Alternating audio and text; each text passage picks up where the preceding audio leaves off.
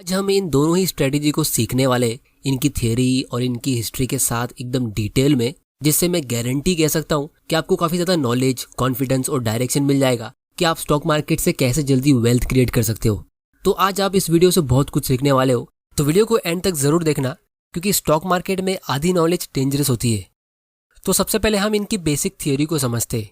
तो technical analysis की basic theory ये है कि जो ट्रेडर्स होते हैं वो प्राइस को अल्टीमेट मानते हैं, मतलब प्राइस इज ऑलवेज राइट।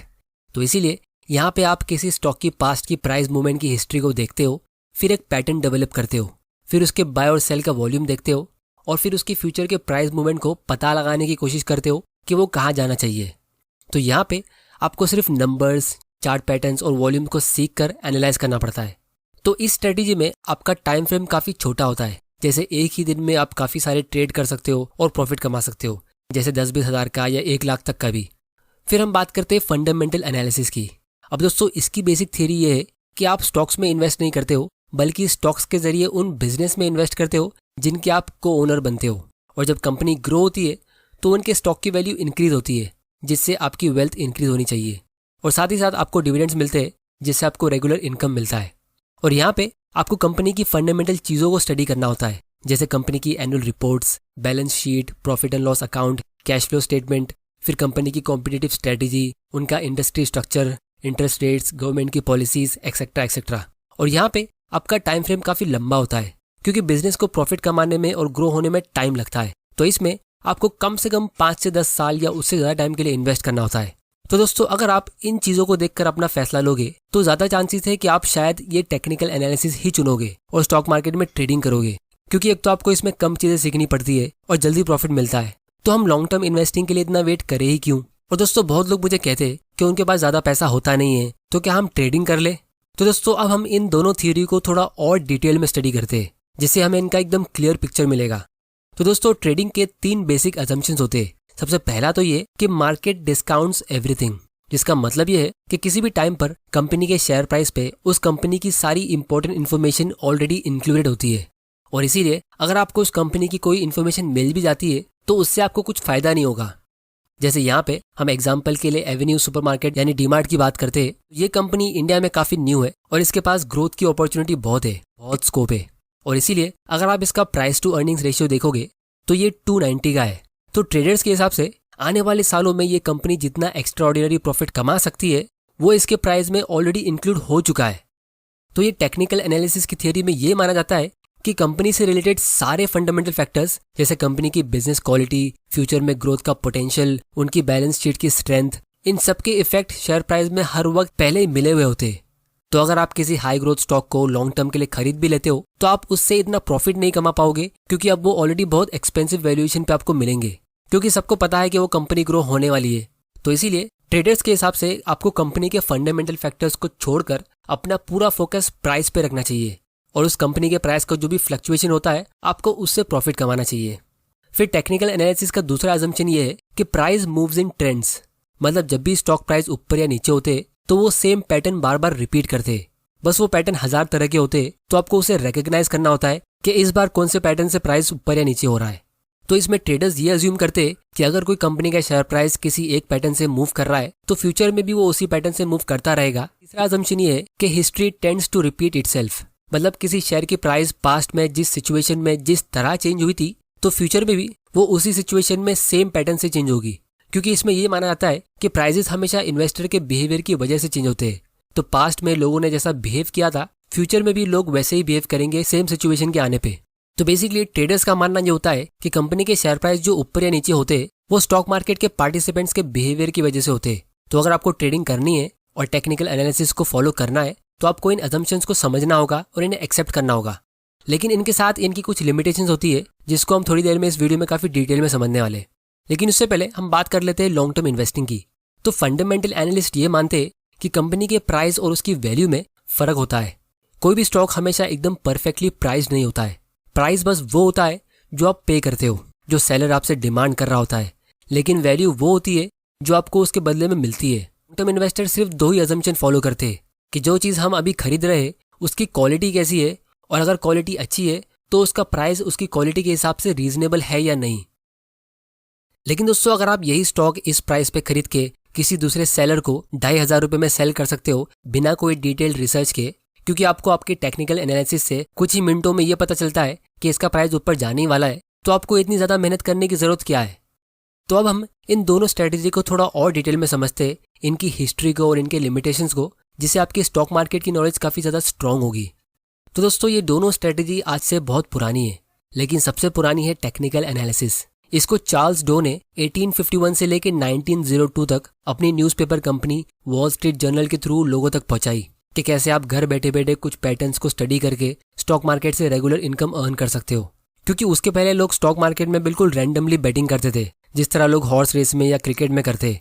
लेकिन अगर आप इसके रिसर्च पेपर्स को थोड़ा डिटेल में पढ़ोगे तो आपको पता चलेगा कि टेक्निकल एनालिसिस की एक लिमिटेशन होती है, वो ये कि इससे आपको सिर्फ प्रोबेबल आउटकम मिल सकता है, मतलब क्या होने के चांसेस है, एक्चुअल मूवमेंट का पता नहीं चलता है।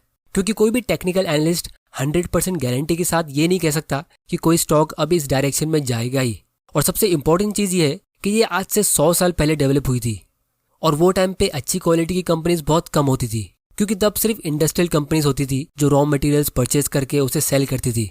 तो ब्रांड नाम की चीज़ वो टाइम पे इतनी होती नहीं थी जिसके लिए लोग कोई प्रीमियम पे करे या बार बार रिकरिंग परचेज करे, जिसकी वजह से लॉन्ग टर्म में ज़्यादातर शेयर्स के प्राइस फ्लैट रहते थे। तो इसीलिए वो टाइम पे, यानी आज से 100 साल पहले, यूएस में सब ऐसी ओके ओके टाइप की कंपनीज होती थी जो इतना ग्रो नहीं होती थी, क्योंकि ब्रांड बिल्डिंग और कॉम्पिटिटिव एडवांटेज पे कंपनीज इतना फोकस करती नहीं थी, जिसकी वजह से लॉन्ग टर्म इन्वेस्टिंग से लोगों को कुछ स्पेशल प्रॉफिट मिलता नहीं था। और वो टाइम पे यूएस में इंटरेस्ट रेट्स भी बहुत अच्छे थे, जैसे कि आप देख सकते हो ये यूएस का पिछले 100 साल का इंटरेस्ट रेट का ग्राफ है। तो on an average US bond से लोगों को 4% से लेकर 10-15% तक का इंटरेस्ट मिलता था। तो इसीलिए वो टाइम पे बहुत ज़्यादा डिबेट चलती थी कि आपको स्टॉक्स में इन्वेस्ट करना चाहिए या बॉन्ड में। तो लोग ज़्यादातर वो टाइम पे बॉन्ड में इन्वेस्ट करते थे और स्टॉक मार्केट से ट्रेडिंग करते थे। लेकिन फिर कुछ सालों बाद 1934 में बेंजामिन ग्रैहम ने एक न्यू स्ट्रेटेजी डेवलप की, जब उन्होंने 1934 में सिक्योरिटी एनालिसिस बुक लिखी कि कैसे आप अंडरवैल्यूड स्टॉक्स को खरीद के उससे प्रॉफिट कमा सकते हो, जिसमें आप बिजनेस की इंट्रिंसिक वैल्यू निकाल के उसे सस्ते प्राइस पे खरीद सकते हो। तो ये बुक बहुत ज़्यादा सक्सेसफुल हुई थी, क्योंकि ये स्ट्रेटजी ट्रेडिंग के मुकाबले बहुत ज़्यादा सेफ थी, क्योंकि इसमें विनिंग की प्रोबेबिलिटी बहुत ज़्यादा होती थी। अगर आप कोई स्टॉक को एकदम अंडरवैल्यूड प्राइस पे खरीदते हो तो उसके प्राइस इंक्रीज होने के चांस बहुत ज़्यादा होते हैं, जैसे 70, 80 या 90%। और उसमें आपको मार्जिन ऑफ सेफ्टी भी मिलती है। मतलब अगर आप उसे 50% डिस्काउंट पे खरीदते हो और वो शेयर अपने फेयर प्राइस पे पहुंचता नहीं है, थोड़ा सा अंडरवैल्यूड रहता है, तो भी आप थोड़ा सा प्रॉफिट कमा सकते हो। लेकिन ट्रेडिंग में विनिंग प्रोबेबिलिटी बहुत कम होती है, जैसे 51, 55 या 60%। अगर आप टेक्निकल एनालिसिस से कोई पैटर्न एकदम अच्छे से रीड कर लेते हो तो आप उससे 80 या 90% श्योर नहीं हो सकते कि वो ऊपर जाएगा ही। स्टॉक मार्केट में अगले दिन कुछ भी हो सकता है, जो आप सोच भी नहीं सकते वो भी हो सकता है। जैसे यूएस में एक फंड मैनेजर था जिसका नाम है निक लीसन। अब उसने जापान की इकोनॉमी पे बेट किया कि उनका मार्केट ऊपर जाएगा, और उसने एक बड़े अमाउंट से मार्जिन से ट्रेडिंग की। लेकिन किसी वजह से मार्केट नीचे जाने लगा। फिर जब मार्केट इतना नीचे हो गया कि अगर वो और ज़्यादा ट्रेड करेगा तो उसका पूरा कैपिटल खत्म हो सकता है, तो भी वो ट्रेड करता रहा, जबकि एक्चुअली में उसे वो लॉस लेके थोड़े ठंडे दिमाग से कोई न्यू स्ट्रेटेजी यूज़ करनी चाहिए थी। लेकिन उसने उसका उल्टा किया। उसने ये लॉजिक लगाया कि उसने ऑलरेडी इतना लूज़ कर दिया है, अब उसके पास लूज़ करने के लिए बचा ही क्या है, और वैसे भी स्टॉक मार्केट इतना नीचे गिर चुका है, अब ये और कितना नीचे जाएगा। और इसीलिए उसने किसी तरह से कुछ फ्रॉडुलेंट अकाउंट्स बना के अपने नेक्स्ट ट्रेड पे और डबल अमाउंट लगा दिया। और फिर अगले दिन जापान में एक अर्थक्वेक हुआ, जो जापान की हिस्ट्री का सबसे डेंजरस अर्थक्वेक था, जिसकी वजह से जापान का मार्केट बहुत बुरी तरह क्रैश हुआ। तो वो ट्रेडर तो बर्बाद हुआ ही, लेकिन वो जिस बैंक के बिहाफ में ट्रेड कर रहा था वो पूरा बैंक ही बैंकरप्ट हो गया। तो ट्रेडिंग में एक तो आप अपना पूरा टाइम स्पेंड करते हो रिसर्च करने में, और उसके ऊपर आपको अपनी मेहनत की कमाई का पैसा भी लगाना पड़ता है, जिसमें कोई गारंटी भी नहीं होती है कि आपका प्रॉफिट होगा या लॉस। तो इसका मतलब ये है कि आप एक तो बड़ा अमाउंट इसमें कॉन्फिडेंटली इन्वेस्ट नहीं कर सकते, और अगर आप ऐसा करते हो तो आप अपना कैपिटल लूज कर सकते हो, क्योंकि इसमें कोई मार्जिन ऑफ सेफ्टी होती नहीं है, और आप इसमें डाइवर्सिफाई भी नहीं कर सकते। और यही दो चीज़ सबसे बड़ी गेम चेंजर होती है, क्योंकि जो लोग फाइनेंशियली स्मार्ट होते तो वो इसका इम्पैक्ट अच्छे से समझते। क्योंकि अगर आप मान लो 10 लाख के कैपिटल से ट्रेडिंग स्टार्ट करते हो और आप अपना 50% कैपिटल लूज कर देते हो, तो आपको 100% का प्रॉफिट कमाना होगा सिर्फ रिकवरी करने के लिए। मतलब जितने अमाउंट से आपने शुरू किया था वहीं आने के लिए आपको डबल प्रॉफिट कमाना होगा। और अगर आप अपना 75% कैपिटल लूज करते हो, मतलब 10 लाख पे 7.5 लाख लूज करते हो, तो आपको उस बचे हुए 2.5 लाख से 400% का प्रॉफिट कमाना पड़ेगा सिर्फ रिकवरी करने के लिए। और इसी तरह अगर आप अपना 90% कैपिटल लूज करते हो तो आपको 1000% का रिटर्न कमाना पड़ेगा सिर्फ रिकवरी करने के लिए। प्रॉफिट कमाना तो बहुत दूर की बात है। और इसीलिए वॉरेन बफे, जो दुनिया के सबसे सक्सेसफुल और अमीर इन्वेस्टर है, वो कहते हैं कि स्टॉक मार्केट में अगर आपको पैसा कमाना है तो उसके सिर्फ 2 रूल है। रूल नंबर 1 है डोंट लूज मनी, और रूल नंबर 2 है don't forget the rule number 1। क्योंकि जब आप एक बार अपना कैपिटल लूज करते हो तो आप इस वेल्थ क्रिएशन के गेम में आगे बढ़ने की जगह और पीछे जाते हो। तो इसीलिए जब फंडामेंटल इन्वेस्टिंग को बेंजामिन ग्राहम ने शुरू किया था तो इसके अंदर भी एक लिमिटेशन थी कि आपको बार बार हर 1-2 साल में अंडरवैल्यूड स्टॉक्स को ढूंढना पड़ता था, उसे बाय करके फिर उसे सेल भी करना पड़ता था। तो बेंजामिन ग्राहम की स्ट्रेटजी को वॉरेन बफे ने कंप्लीट किया कि आप लॉन्ग टर्म वैल्यू इन्वेस्टिंग कर सकते हो, जहां आप ऐसी कंपनीज में इन्वेस्ट करते हो जिसको आप लाइफ टाइम तक होल्ड कर सकते हो, और अगर वो कंपनी थोड़ी सी एक्सपेंसिव भी होती है तो भी आप अच्छा प्रॉफिट कमा सकते हो और डिविडेंड के इनकम पे रिटायर हो सकते हो। इन्वेस्टिंग से पैसा कमाने के लिए ना आपको इकोनॉमिक्स या फाइनेंस की कोई डिग्री चाहिए थी, ना आपको स्टॉक मार्केट के किसी गुरु को फॉलो करना था, और ना ही दिन भर स्क्रीन के सामने बैठ के आपको उसके प्राइस को देखना था।